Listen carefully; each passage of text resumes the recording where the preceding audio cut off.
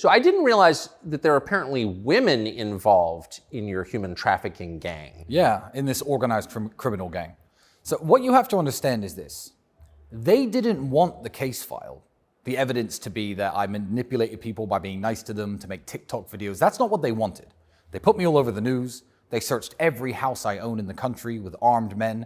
They were looking for victims of something. Yes. They were looking for scorned ex-girlfriends. Any woman to come forward and say that she was hurt by me. They were looking for real evidence. The fact that the case file is so laughable now is just because real evidence doesn't exist. So when you have no real evidence, you go for junk evidence. You try to make your case on human trafficking based on, well, they were nice to these girls on TikTok. And these are girls who would say to me, hey, share my post on Instagram. I'll be like, yeah, no problem. So, because I'm a big social media guy. I don't know a single person when I had Instagram, from my cameraman to my personal trainer, who didn't ask me to blow them up on Instagram. But that is now the link they have between me and these people, saying that they're human trafficked, even though these people, defend me. But there are 2 women involved, yes. My personal assistant and her friend got thrown in prison with me. Essentially, their crime was inviting one of the alleged victims to a birthday party that I wasn't even at, that happened in this house.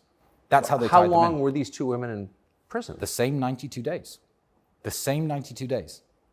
The worst part... Have they been charged? Yeah, along with us. They're part of the organized criminal gang, which is hilarious because Luana, one of the girls, has never, ever, in the whole 6 years I've known her, had a conversation with Andrew once. They don't know each other. Andrew didn't even know her name. And she's apparently a part of this organized criminal gang. The interesting part is, do you remember Christopher Hitchens when he was alive? I knew him well. I've never met the guy, but I read an article he did for Vanity Fair about 11 or 12 years ago, where he volunteered to be waterboarded to test the effectiveness of torture on foreign prisoners. And the conclusion he came to was, in the article, and I remembered it vividly when I was in jail, if you don't have the answer to their questions and you are being tortured, you can psychologically break. You have to be torturing people who do know the answers. Otherwise, this is an ineffective mode of operating. And essentially, the way I look at the way these 2 women were treated was they were locked in prison because they know us. They're an attack vector on us. One is my personal assistant, so she knows everything I do. She does airport pickups, pays my electricity bills. And every week or so, they had the keys of freedom dangled in front of them. Are you ready to tell us about the Tate's criminal activities now? And they said no, and they stayed in prison. The next week, you ready to tell us about the criminal activities that the Tate brothers did?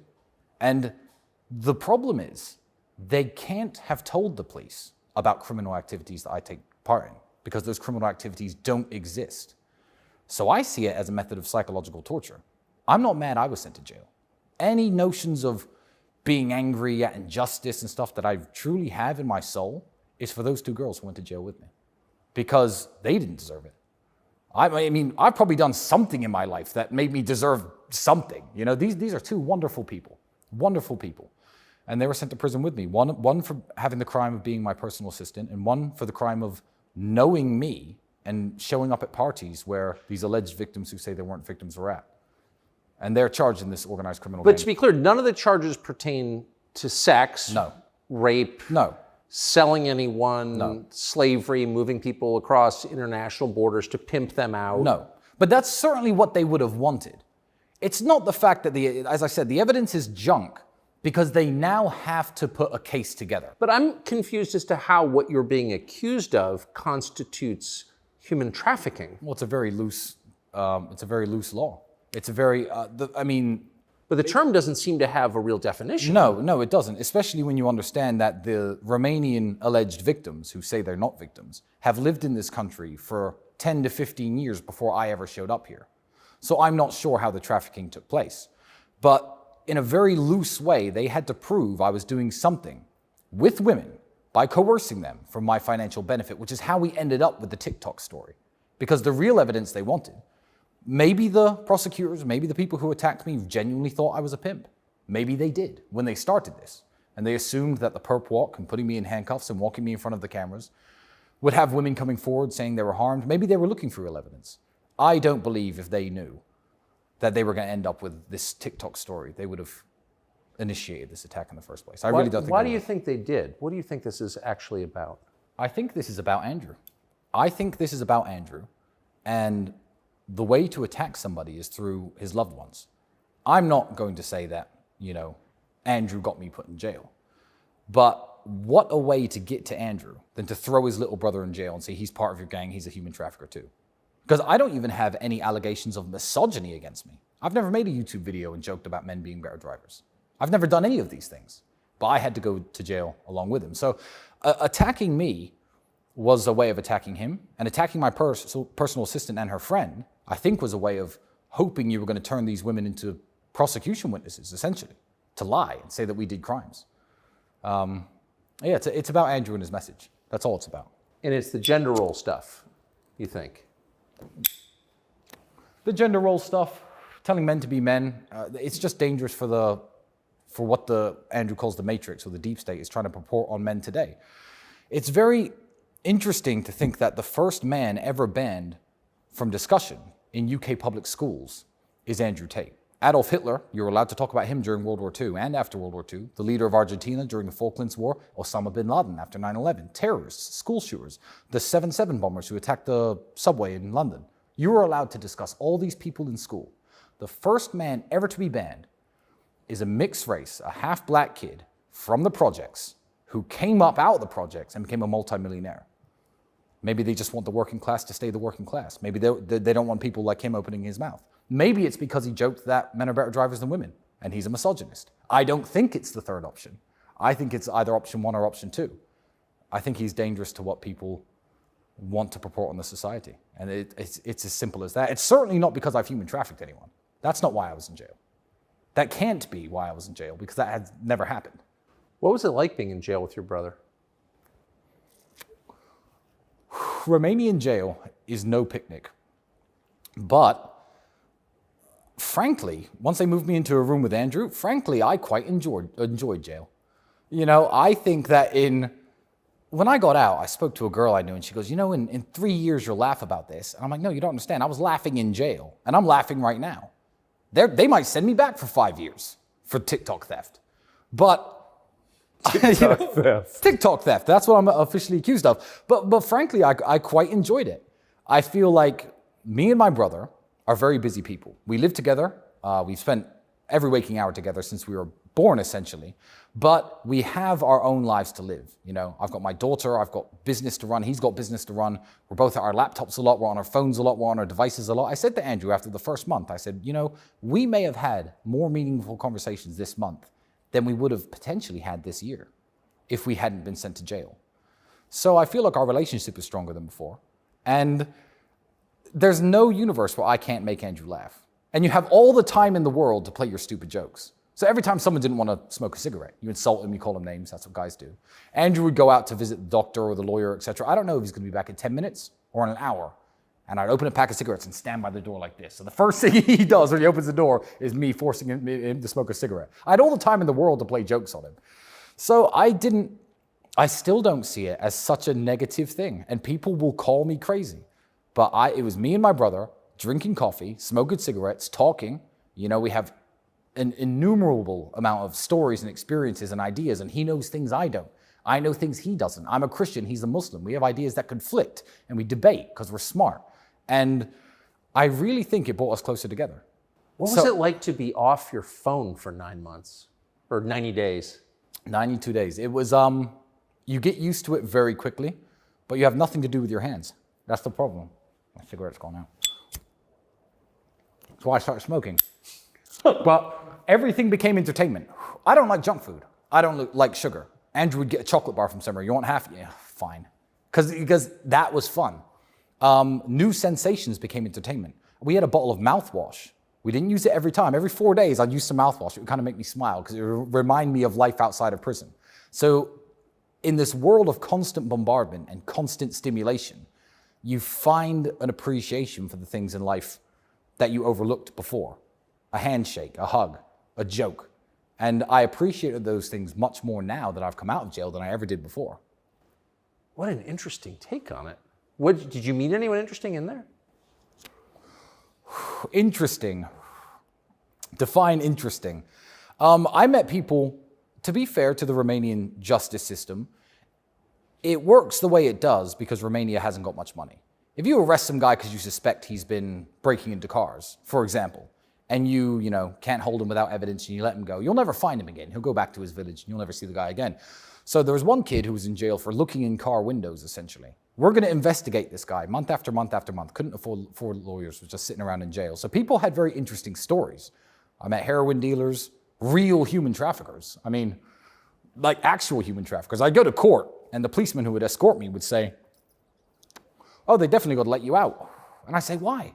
They said, "Because I see real human trafficking cases. They've got basements and dungeons with urine-stained mattresses and handcuffs and messages saying, better get back out on the streets. That's real human trafficking. They're accusing you because you told a girl to post a TikTok video at a certain time because it's better interaction. That's their evidence against you. You're definitely getting out." And then I didn't get out. And all the police were shocked. So I met some very interesting prisoners. I met some very interesting prison guards.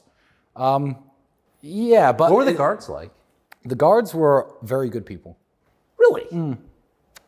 I feel like the guards knew, they know what a criminal is and what a criminal isn't. I'm not going to say they knew my case. I'm not going to say they knew I was innocent. But they know what human traffickers, rapists, sexual criminals actually look like because they deal with them day to day.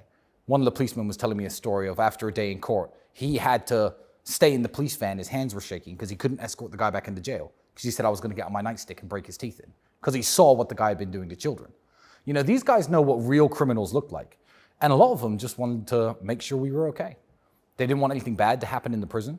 And I could say I made 2 or 3 friends from the guards. They were very good people doing their job diligently, and nobody abused their power, and nobody mistreated anyone. Yeah, real good people. And they weren't the ones who did this to me. So I couldn't harbor any hate towards them. Who do you think did it to you? I don't want to say anything that's going to get me into trouble on this one. But you have a good sense of it. Let's just say this would have happened in any NATO or European Union country that I chose to live in. It would have happened. It would have happened in Spain. It would have happened in Poland. It would have happened in France. The French, the Spanish, and the Polish have nothing against me. I think the Romanians really have nothing against me. The Romanian people love me. You know, Romania is the most is the most Christian country in the world outside of the Vatican City. 98.8% Orthodox Christian. These people share the same values as me. They don't feel people like me should be locked up. I have so much support in Romania from both powerful people and common people alike. So it's very hard for me to believe that the Romanians woke up one day and thought, this guy who publicizes how wonderful our country is and spends millions of dollars here in this country, let's get him. I find it very difficult to believe that that was a Romanian idea because it's not the kind of thing you would do. Why would you? If you had a great neighbor move into your neighborhood, raise the property values, talk about how great your neighborhood is, who was a law-abiding citizen, didn't hurt anyone, would you think, yeah, we need to go throw petrol bombs in his house? Let's burn his house down, let's get him out. No, you wouldn't. So I believe this would have happened anywhere. So I won't say who did it, but I don't hold Romania responsible at all, and I never will. People said if they drop this case, oh, they can't just drop it because you'll sue the country. And I famously tweeted, I will never sue the country of Romania. Romania has struggling hospitals, struggling orphanages, infrastructure issues, the pensions are a mess, the teachers need pay rises. They've made me feel welcome up until this point, and this has been my home country. My daughter is a Romanian. I'm not going to steal $200 million from the government and do what with it? I don't need the money. I don't want this to reflect negatively on this country in any way, but it has. Who with money and power and influence wants to come here now? It's made people nervous, and that hurts me. As I said, my daughter is a Romanian citizen. This is her country. So it's my country too, isn't it? So I don't like the reputational damage this country has faced. And exactly who did it, I think in 5 or 6 years we'll find out. There'll be fingerprints on a lot of pieces of paper that we'll be able to know exactly why this happened. But it didn't happen because I'm a human trafficker. Do you feel human trafficked? Do you feel kidnapped, Tucker, here in my house? I feel very charmed, and that's a form of human trafficking. Yeah, no, technically it is, yeah. When did you become a Christian? Shortly after moving here. Really? I was disenfranchised with Christianity. I just mentioned Christopher Hitchens. I read a few books that he wrote when I was younger. And I thought, you know what? I looked around England and the way society was collapsing and the way Christians behaved. I mean, this pride flags in churches, this is a relatively new phenomenon, but let's just say it started with versions of reality I saw like that. And I thought, you know, Christians don't really stand for anything anymore.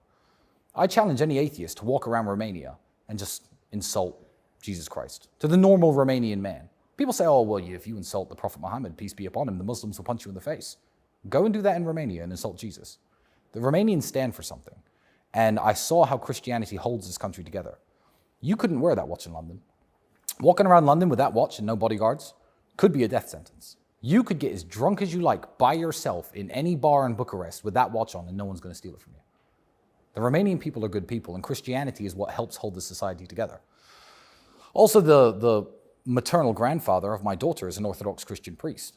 So even when I was dating his daughter, he was insisting that the grandkids have to be baptized, etc. And I fell back into Christianity by reading the Bible cover to cover 6 years ago.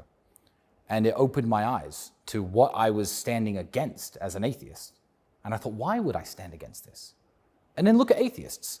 Go to these men standing naked with their dicks out in front of kids, you know. These people aren't Christians. Look at how the atheists behave, how they fetishize serious issues like abortion. Haha, I had 30 abortions, this is funny. No, it's not funny. I'm not even saying it should be illegal, but that's not funny. These are all atheists. These are the godless people. That's my team? I looked around and thought, these people don't represent me. Why am I saying I'm an atheist? Let me at least investigate what I'm missing out on. And that's what converted me. What was your childhood like? You know, I don't want to say difficult. I don't want to say difficult because me and my brother were always a team and we always lifted each other up in difficult situations. And now that I look back on things, when we first moved to England, we lived in a homeless shelter for 3 years with a bunch of other families. We had one single room, my mother, my sister, my brother, and me. And when I was a kid, like you'd go to your friend's house at school and then he'd be like, I'll come to your house next weekend. And my mother would have to explain to his mother, look, he can't come here. We live in a homeless shelter. But it never really hurt me at the time. I didn't feel like I was hard done by the world. I didn't feel like a victim. I didn't have this victim mentality because my father wouldn't allow me to think that way. So I can say it was difficult in retrospect compared to how my kids are going to be raised. They're going to have a much easier life than I had. But I didn't have a difficult time dealing with it when I was going through it. So I'd say my childhood was excellent because I had a mother who made sure we had 3 meals a day, a mother who had my clothes washed and ironed and repaired. If a button fell off, she could fix it. She took care of us. She read books to us. You know, I read a lot of books myself. We're not university educated. We left education at 16 years old, high school. So we're self-educated people. And yeah, I liked my childhood. I think it was very fun. Why'd you leave the UK? Money. My father got essentially screwed over by the VA, a story that I won't tell here. But although he played chess and he was a very smart man, he had no money, none. And there was a point when my mother and him, I believe, were going through the divorce, and she made the point of, look, if something happens to the kids, we can't afford to take them to the hospital. And they made the decision together saying, well, look, the kids are British citizens, you're a British citizen, go over and live in England. We'll see if we can fix the marriage at some point in the future. It never happened. But it was a financial issue that made us move. And probably one of the best things that ever happened to me. Did you think about staying there when you became an adult? Did I think about going back to the United States? No, back to the UK. Back to the UK? No. Well, I've always felt British. I moved to England when I was 8. So I was very young, it's why my British accent is stronger than Andrew's, because he was a year and a half older than me by the time we moved there. But I really liked England, and I'm super proud of England and proud to be British, which upsets me because obviously England's falling apart. But I consider myself English, so I like that country. I can't move back now. When the government is saying you can't talk about this guy's brother in school, I'm going to move back there. I'm public enemy #1, and bad things will happen, worse than they happened here, I suspect. So sadly, I can't go back to England, but I do love England. I said if I could swear loyalty to any British leader ever, it would have been the Queen of England. King Charles, not so much. But like everyone's like, oh, who do you vote for? You know, Labour or Conservative, Liberal, Democrat? I was like, no, Queen Elizabeth II. That's the politician I'm proud of. I don't want to hear about the others because they're not interesting. And they just want to see the country fall apart. Do you think the monarchy will continue? If Charles dies soon, and I hope he doesn't, I believe that people will rally behind William in a way they have not rallied behind Charles. I believe that William is a much more popular figure. I believe that William has less skeletons in his closet, let's say. I believe that he could revive the English love for the monarchy, which died with Queen Elizabeth II. It depends how long Charles is the placeholder. But unfortunately, everything great about England is being destroyed. And the royal family is one of those institutions that I believe to be a great institution, one of the great things about England. So there are people actively seeking to destroy it. If I had my way, the monarchy wouldn't go anywhere. But why are people seeking to destroy it, do you think? And more broadly, the West? Well, they don't want anybody to have anything to be proud of. It's the reason buildings are ugly. It's the reason they'll take down your national flags. It's the reason they allow mass amounts of unchecked immigration of people from different cultures, some of them good, some of them bad, to flood into your borders. They just don't want anybody to have anything to rally behind, whether it be a flag or a monarch, so then they can just divide people and tell people how to think, what to do, how to behave. You know, if I say, no, Queen Elizabeth has these certain values and I'm British, so I'm going to have the same values as her. I'll give you an example. I like to speak the Queen's English. Now it's the King's English, but that's what it's called. English people can't even speak their own language anymore. You ever been to London? Heard their accents? Yes. I know Americans who are illiterate, but it is the English language, so I'll believe the English. There are British people who speak one language and can't even speak it right. No. Speaking the Queen's English was the standard we used to set for people to communicate with one another. That's gone. So it's sad that these people want to destroy the foundations of almost every society. And what better way in England to destroy the foundation of British society and British patriotism than destroying the crown? Where did your views come from? I mean, both you and your brother seem to have a very coherent worldview. Yeah. That even if I didn't agree with it, of course I do, but if I didn't, I would still think, boy, these guys have thought it through. You left school at 16. 16. You both became professional fighters. Yes. So how did this develop? We had very little else to do than to. This is no joke. Like, people joke, they say, how do you feel being under home arrest? I joke and I say, I was under home arrest for 7 years. I was broke. My car had no gas and I had nowhere to go. I was in a smaller apartment than this. I was in self-imposed home arrest from having no money. Me and Andrew have never had much to do, but we've always loved discussing ideas. And we're always with the other person who at least is matched intellectually. And we've agreed on things and disagreed on things. Even now, like I said, he's a Muslim, I'm a Christian. I came out of jail. I've read 4 books on Islam since getting out of jail. Why? Not necessarily to counter-argue with him, but just to learn more about issues that are important to him.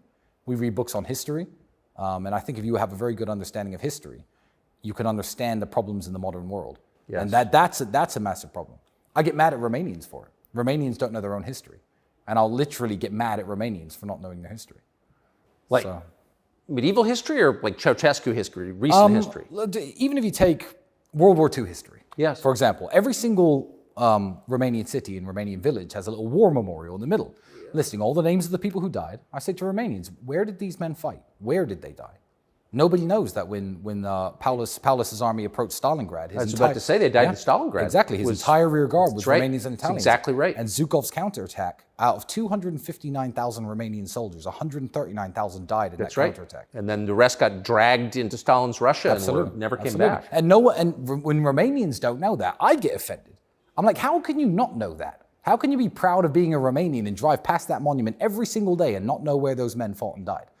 So even out of respect for the country I live in, I'll learn its history. So I just, when you know history, you can look at the modern world and see what's wrong with it, what's right with it, what's going wrong, what could go wrong. And I feel like an understanding of history is the basis of mine and Andrew's knowledge, if you can even call it knowledge. Because I don't consider myself a professional in anything, besides maybe kickboxing. And that's it. Do you miss it? No, I'm lucky. I had a car crash at 28, ruined my shoulder, so my retirement was final. I had to retire. I had one MMA fight after that, and I lost because my shoulder dislocated when I was wrestling with the guy, and I tapped out.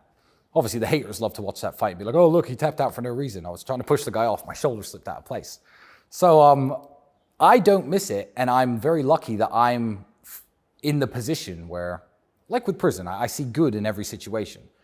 I can't go back to it now. So it's fine. I did it. I'm very proud of myself. I'm the 2-time European champion. 28, car crash. I've washed my hands of it. I still stay in good physical condition. I still train very hard. I still take my health very seriously. But going back to fighting isn't an option I have. When you look at some fighters, we were talking about them earlier. I'm not going to name and shame anyone because I respect every boxer who's ever got in the ring. But some guys, they're old. They're still getting in the boxing ring. They're still fighting people they shouldn't. They don't know what else to do. I had to move on. So by definition, I can't miss it because going back isn't an option. So I got very lucky. Andrew misses it a lot more because he could always get back into perfect shape and go fighting again. So he misses it a lot more, and it's haunted him up until about 2 or 3 years ago. He was like, oh, did I do the right thing retiring? Should I have gone back? 5th world title, 6th world title, because it's just who he is. He's a warrior in his soul, and he loves war.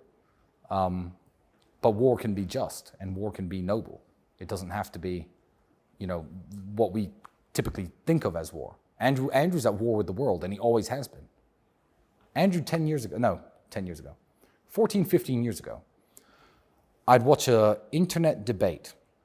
I can't remember the exact debate I was watching. I think it was one of the, back when Intelligence Squared used to host those debates. I used to watch those 14, 15 years ago, before everyone's attention span was ruined by TikTok. And I said to Andrew, you have to come and watch this debate. It was absolutely amazing. I think it was about reparations in the United States. It was on the issue of reparations. I said, there's a great debate, Andrew. You have to come watch it. And he looked at me and went, we're broke, Tristan.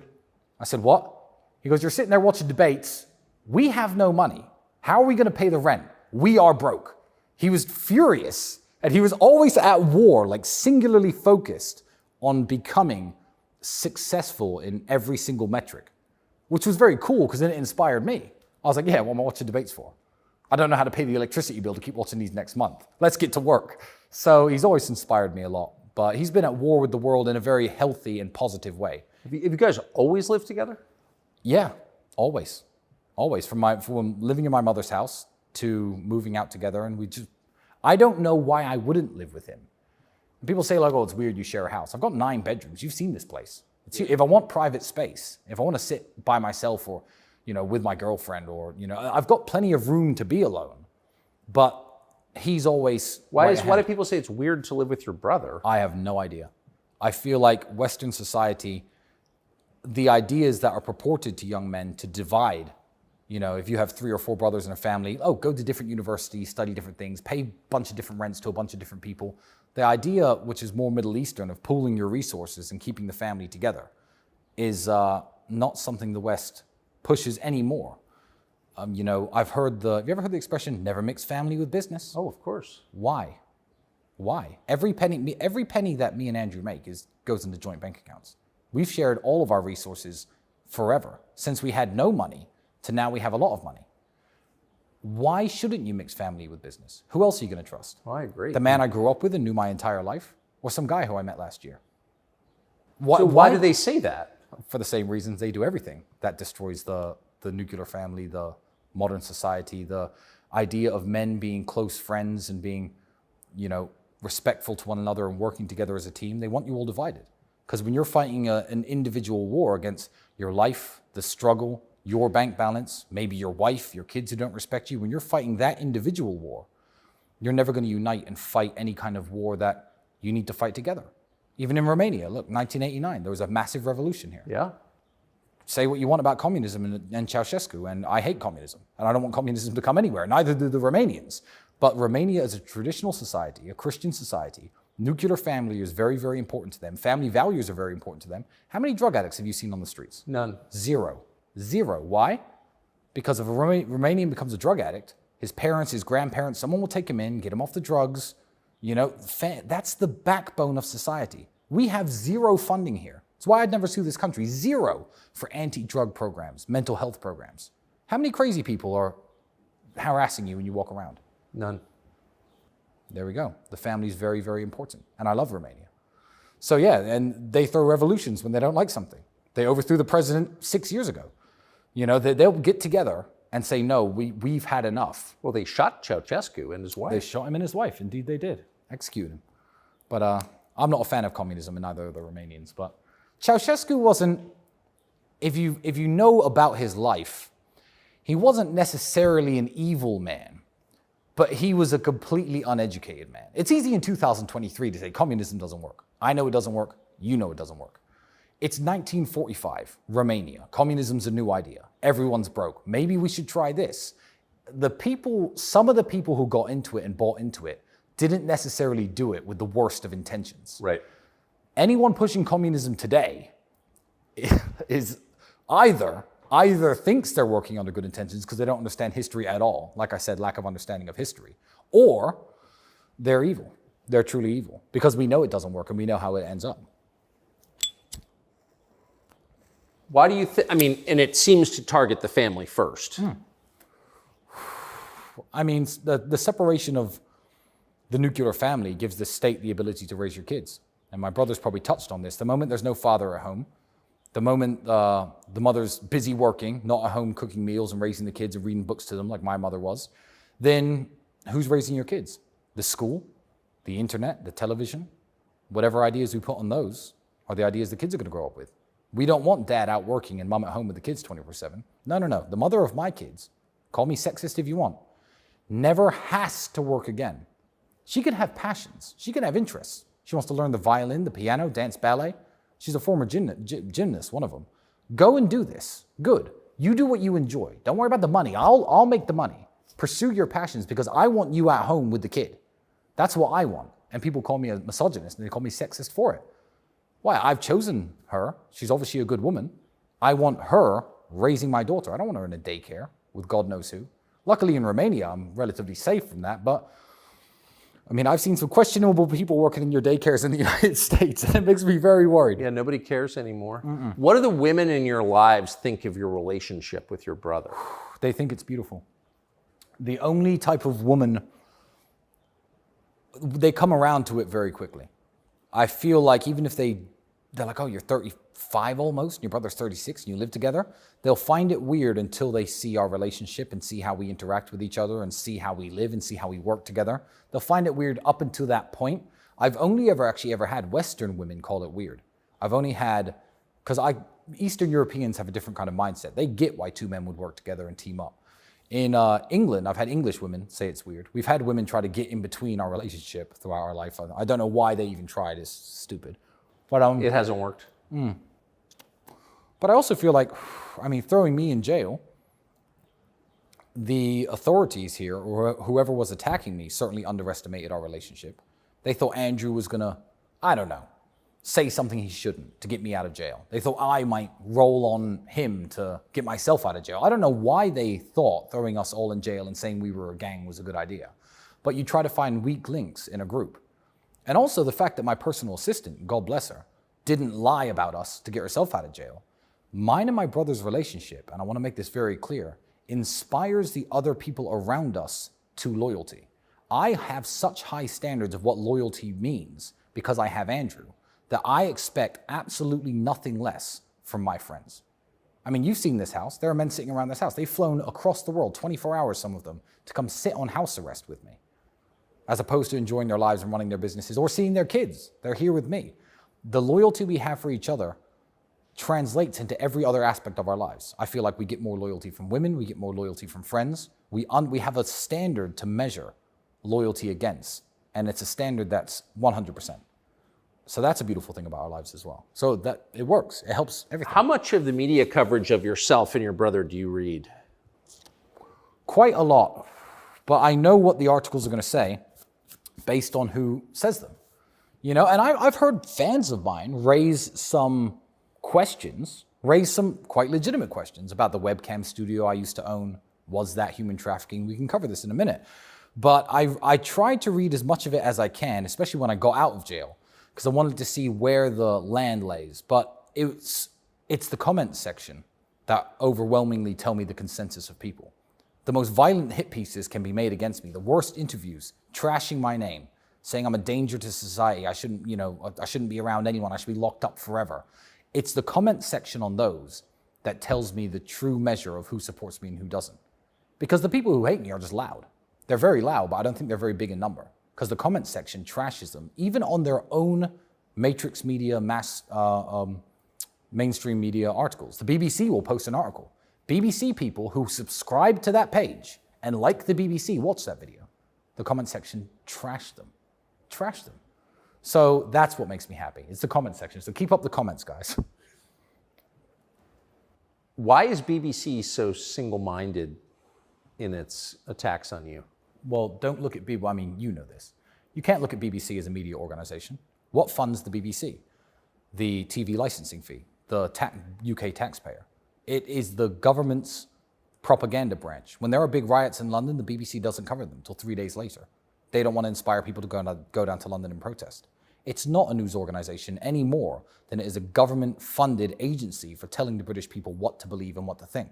So the fact that the British politicians don't like Andrew means the BBC, by nature, by instruction, have to hate him.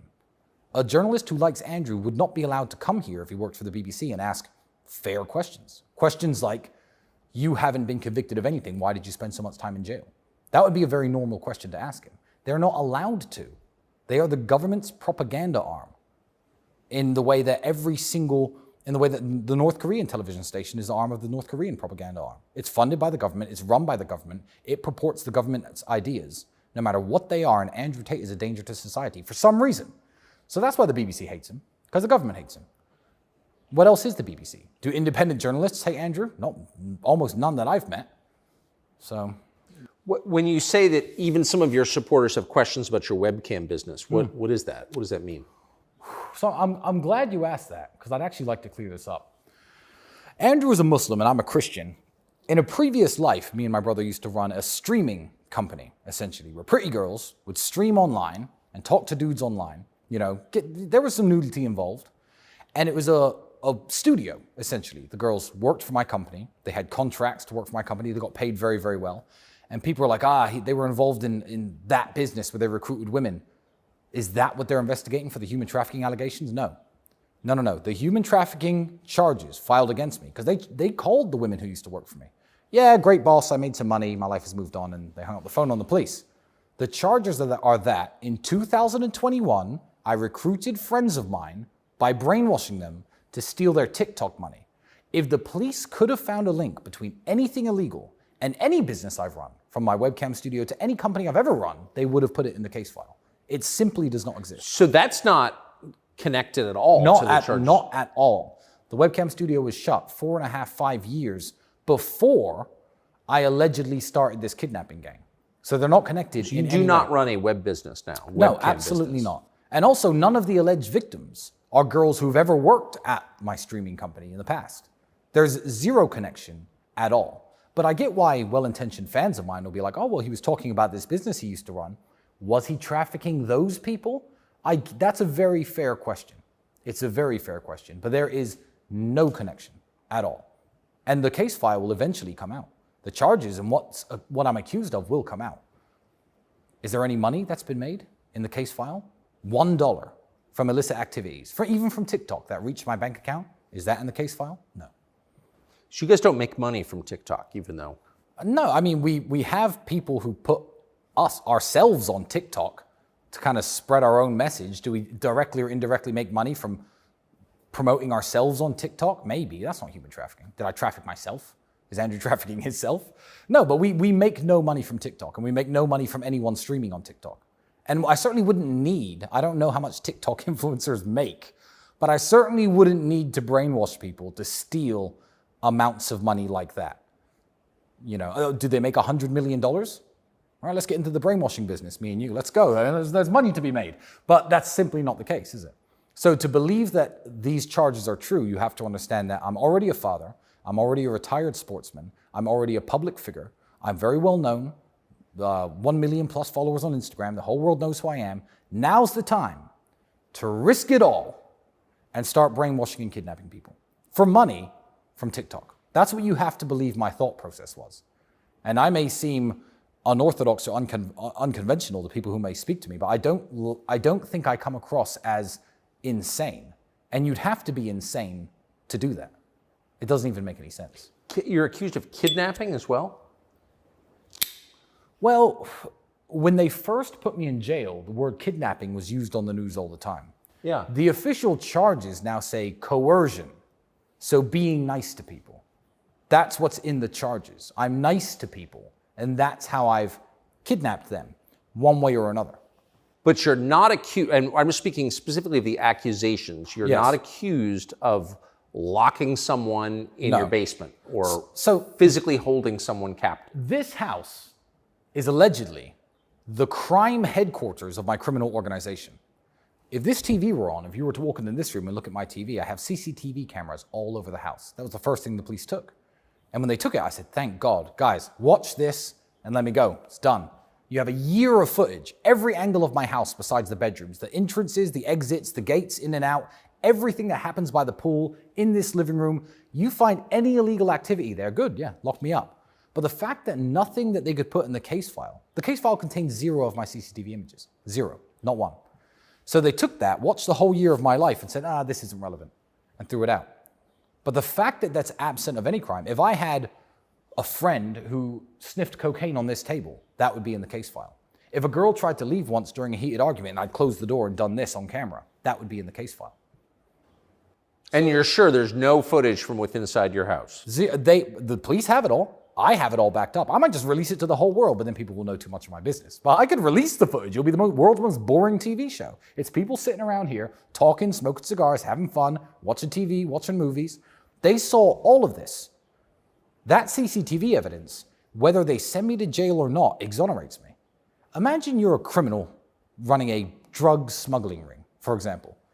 The last thing you do, one, is put cameras that record every move you make everywhere to record your criminal activity.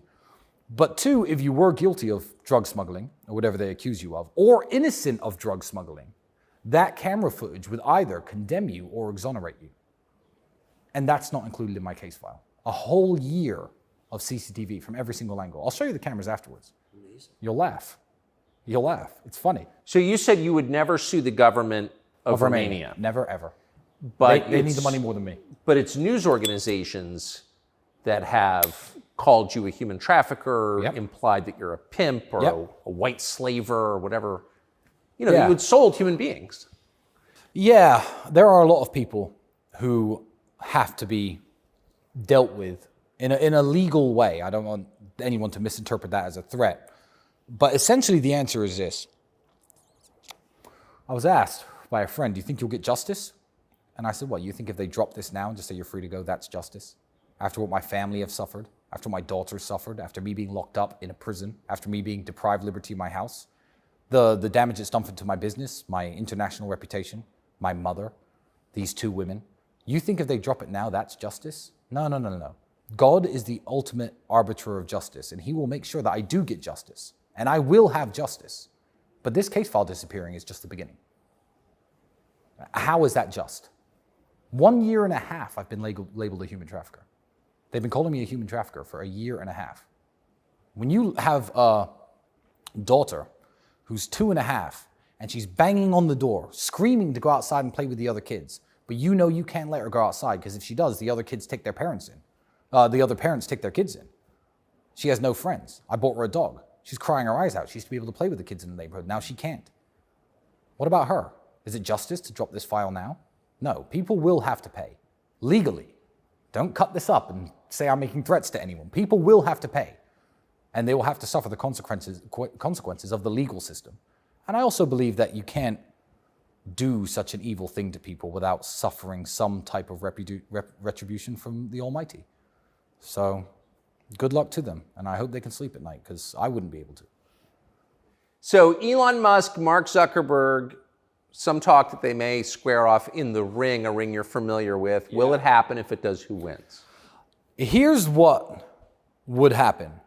Here's what could happen. Elon would have to take his foot off the gas pedal when it comes to work. I know he's a workaholic. He's insane, truly inspiring, that man. And I don't think he does anything by halves. If he tried to run all his various companies, do an hour or two of training a day, didn't take it seriously, Zuckerberg has a head start in terms of technical skill. Elon is bigger, he's stronger, he's physically more imposing. If he took 6 months to train 5 hours a day, Elon beats Zuckerberg. Is that what it takes? That's what it would take for a man with no combat experience to get to a level to beat Zuckerberg, yeah. Zuckerberg's been doing jiu-jitsu now for a couple of years, I think. But 5 hours a day for 6 months. That's what I would prescribe to guarantee his victory. And you have to understand, for me, Meta banned me. So I still had Instagram and Facebook until I was in jail. In jail without charges. My criminal record is completely clean. If anyone here has anything on their record, I'm cleaner than you. He deleted my Instagram when I was in prison. I posted photos of me in suits, photos of me with cars, with inspirational quotes. That was my Instagram. I was deleted while I was in prison. I came out, nobody can get my Instagram back ever. It's gone. So obviously I want Elon to win because Elon has my back. I mean, whether he's endorsed me or not, I don't talk to him. I've never met the guy, but I have a Twitter account. So for me, it's good versus evil. Wait, on what grounds did Meta erase your account? No grounds. No one could find out. No one could find out. Representatives who work within Instagram, say this is not a ban that's reversible. This is not a ban anybody can do anything about. This is an Alex Jones level, this guy's not allowed on the platform. I don't even know what I've said. Like, I literally don't know what I could have possibly said. But, I mean, in their defense, if I ran Instagram, I wouldn't want human traffickers on Instagram. But wouldn't an interesting question be, is this guy actually a human trafficker? Before banning me. I mean, wouldn't that have been the natural line of inquiry? How many American citizens have died from fentanyl they purchased over Instagram? I know. To this day, that is happening. I know. Drug dealers all over Instagram. People are peddling all sorts of hate, all sorts of degeneracy over Instagram. I literally posted car pictures, usually with a line from a book that I like. Just a cool quote. Me in a suit, me with a car, me with my dog. That was my Instagram. That was it. That was all I ever did. I didn't do anything weird on Instagram. I don't know why they banned me. So I would be Team Elon versus Team Zuck. I'd be cheering for Elon. But you think it would take a good 6 months to get up to that level? To 6 months, Elon could guaranteed win. Anything can happen in the fight game. I've lost fights I shouldn't have won. I've lost fights I should have won. Anything can happen in the fight game. But I think that Elon is bigger, is stronger. Weight classes exist for a reason. I mean, the size is real. And I think Elon could beat him, guaranteed, if he trained for 6 months. And I see the best fighters in the world offering to train Elon. My brother offered on Twitter. Jake Shields, a few other people have said, look, Elon, I will train you. If he took that seriously and took the help he needed, I think 6 months of training, You wouldn't want to lose to Mark Zuckerberg. No, you wouldn't. But I've lost to Mark Zuckerberg. Look, I have no Instagram. I don't use WhatsApp. I'm banned from all of it. So has Mark Zuckerberg beaten me? Yeah. So I'd be cheering Elon on. But Mark Zuckerberg, if you're listening, unban me, bro. Like, why? Why am I banned? At least get somebody from Instagram to explain to me what I was banned for. I'd like that. I really would. I'd like some closure. I don't need Instagram back, but I'd like to get an explanation because no one who works there can seem to find one. And obviously know lots of important people who know lots of very high up people at Meta. No one can even get an explanation as to why I was banned. What do you think the answer is? The answer is, I'm Andrew's brother. I have similar views as him. When Andrew got banned, my following went up because everyone's following me just to see roughly what I'm up to in life, my stories, where I'm chilling, what I do. And I'm Andrew Tate's brother, delete me. That's the reason. That's kind of a North Korean principle. You punish the family. 3 generations, yeah, absolutely. So I guess my kids won't be allowed on Instagram either. But, I can't complain too much. That's fine by me. I won't let my kids have Instagram. It's fine. You don't have to ban them, Mark. It's cool. Do you think, since you spend a lot of your life thinking about communications, the media, social media, like, where are we in 5 years? Is speech restored to the average person, or is there less speech? I would say, without trying to kiss your ass, because I'm not an ass kisser, that's down to people like you fighting the good fight.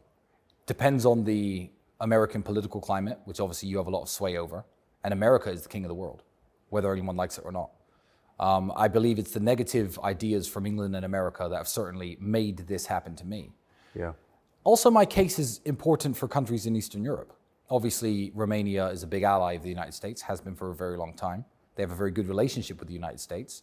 If Romania are happy to, if important people in Romania, who I know speak highly of me, stand up and say, we're not going to publicly crucify this guy because America doesn't like him or because England doesn't like him. I believe this is a very good moment for Eastern European countries as well, NATO allies. That's right. To say, look, we don't have to do everything you say. We don't have to follow this insane agenda of accusing people you don't like with imaginary crimes and throwing them in jail. This could be a victory for Romania. The work you're doing could be a victory for the United States. England's lost, so forget England. Yeah. There's no free speech in England, that's over. Yeah, so it all depends on what shifts happen, who wins the next elections, how effective cancellations are. You have people like, Rumble, Elon fighting against this silencing of every idea that's counterintuitive to the agenda of the deep state, or the matrix as my brother calls them. So I don't know, but it's a very interesting time to be alive. I would like, the optimist in me would like to think there's finally enough pushback. So let's take Alex Jones. You don't have to agree with everything Alex Jones says. I like Alex Jones. I do but too. I don't agree with everything Alex Jones says. And you don't have to. But Bill Maher famously, and credit to him, said when Alex Jones got banned, he said, we shouldn't be banning people. He said, I hate Alex Jones, but Alex Jones should be allowed to talk. Everyone should be allowed to talk in the town square. I feel like when they got Alex Jones, there was no safety net. He is a warrior, and he continued fighting, and now he's back in the mainstream. Good for him. But he was renegated to his own site with his own servers, streaming every day to small audiences after they axed him off YouTube. Cancellation. No one defended him. No one. I was on vacation that day. I was fishing out of the country, and the company that I worked for, which is supposedly in favor of free speech, said not one word in his defense. And it's like, first they came for Alex Jones. I didn't care because totally I wasn't Alex Jones. Yeah, it's the old adage. So now there is I don't even want to call it counterculture, but if you cancel people, look, they canceled Andrew. How successful was that? He's sitting here with you today. Yeah. He's bigger than ever. His voice is louder than ever. Now, thanks to people like Alex Jones, who took the initial brunt of the weapon, the cancellation weapon, now there are lots of different platforms, lots of different apps, lots of different applications. I mean, Elon's taken over Twitter, which was a mainstream app, which censored people very heavily. The pushback has started. So the optimist in me would like to look at the trend line and say things are getting better as compared to when they canceled Alex 6-7 years ago. It does feel that way. Yeah, it does feel that way. So I'm going to be hopeful for the future. But also, I don't know what these people are capable of. I don't know what they're capable of. Look what's happened in my life. This is unthinkable. 2 years ago, if you were to say, hey, Tristan, you'd be in jail for human trafficking, I'd be like, what? Human trafficking? Prison? How long have you been locked up in prison and in your home? I have not been free since December 29th of 2022. I have not had a single day of freedom. I've either been locked in jail or locked up here. I've only ever left this house or left jail to attend court. That's it.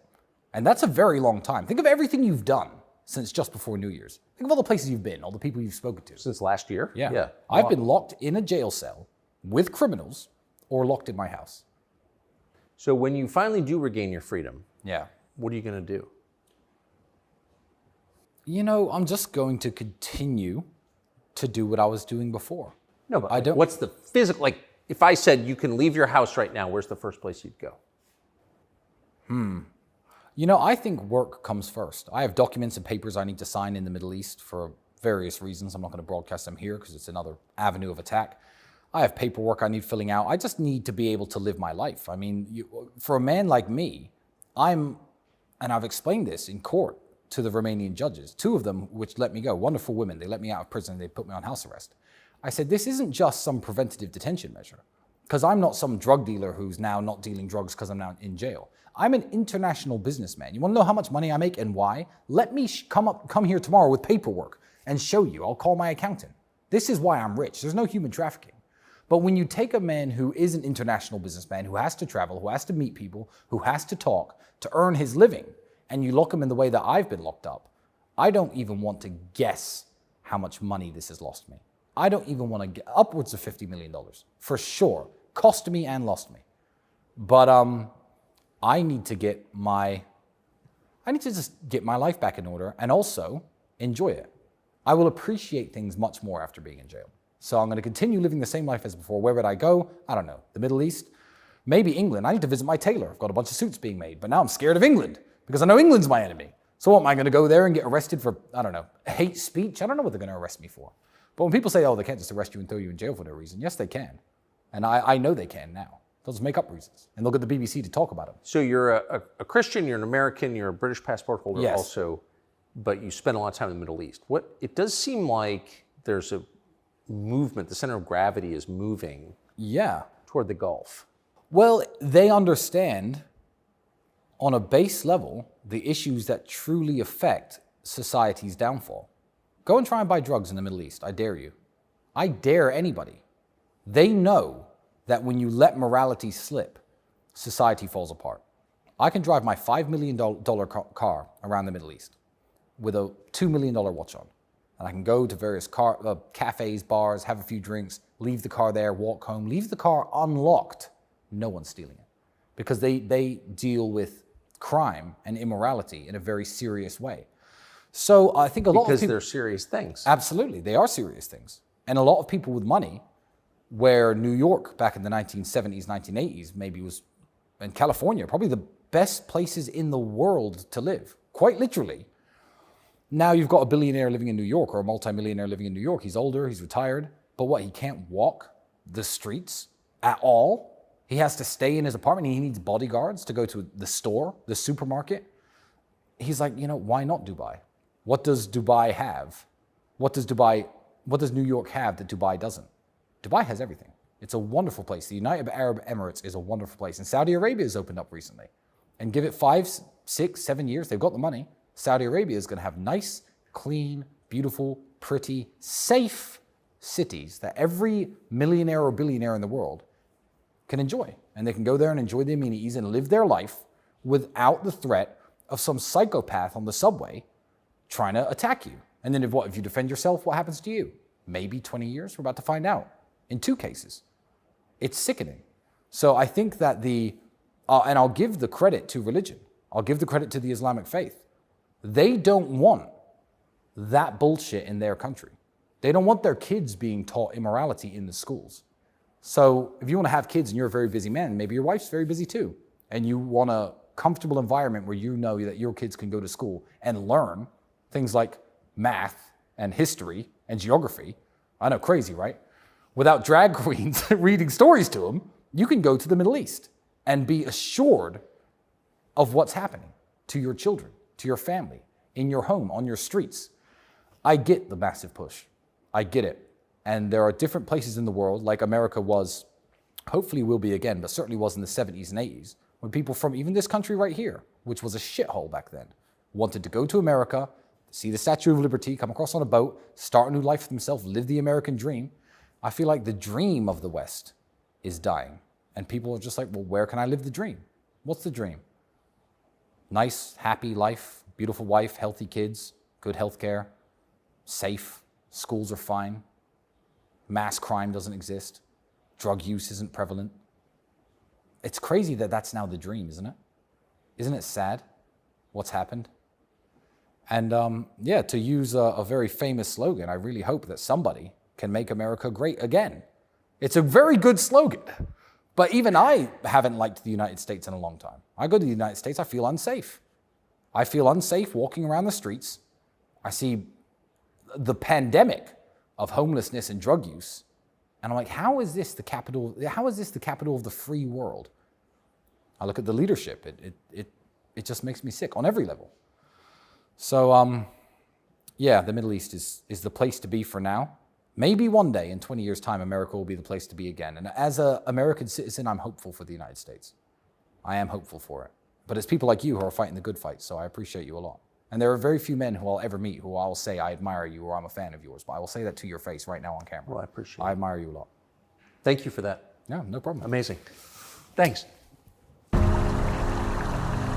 Younger people say the news is full of lies. President Kennedy's motorcade. 239 people. Cell death of Jeffrey Epstein.